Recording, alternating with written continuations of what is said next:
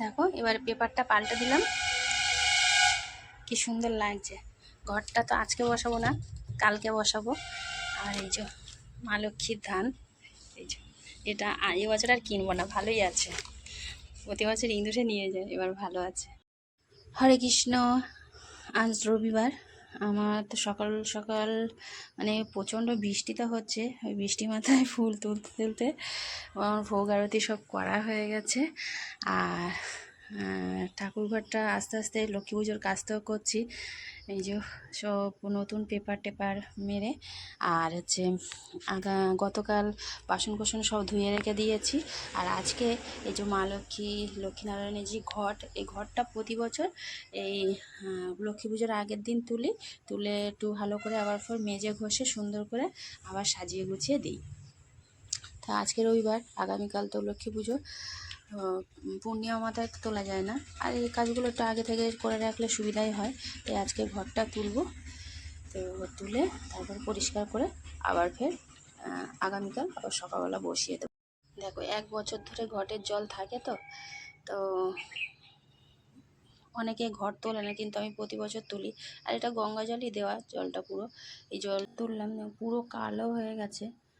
আর এটা মাটিটাও ফেলে দিলাম। এটা ভালো করে কতটা পরিষ্কার হবে জানি না, তবে ভালো করে একটু তেঁতুল দিয়ে চেষ্টা করবো আর কি। ওই যে ঘরটা মা লক্ষ্মীনারায়ণের ঘরটা মানে পরিষ্কার করলাম অনেকক্ষণ ধরে, আধ ঘন্টা ধরে এই ঘরটার পিছনে খাটলাম। মানে এখনও দাগ আছে, পুরো পরিষ্কার হয়নি। তো যাই হোক, আর ভিতরে একটা কড়ি ছিল, সুপারিটা ফেলে দিয়েছি। আর এই যে এবারে এই দিকেরগুলো কভারগুলো তুলেছিলাম, আর এইটা তোলা হয়নি, ঘর তোলা হয়নি বলে এটা আগে তুলে আবার নতুনটা দিয়ে দেবো। দেখো এবারে পেপারটা পাল্টে দিলাম, কি সুন্দর লাগছে।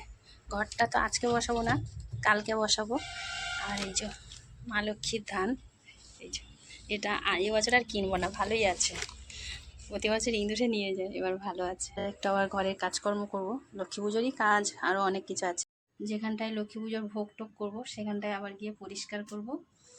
আর এদিকে তো এই যে ঘরটা পরিষ্কার করলাম, বেশ সুন্দর লাগছে। তো একটু একটু দাগ আছে, তো ঠিক আছে, কোনো অসুবিধা নেই। ঘরটা কালকে বসাবো। পুজো পার্বণে কাজ করতে বেশ ভালো লাগে, খারাপ লাগে না।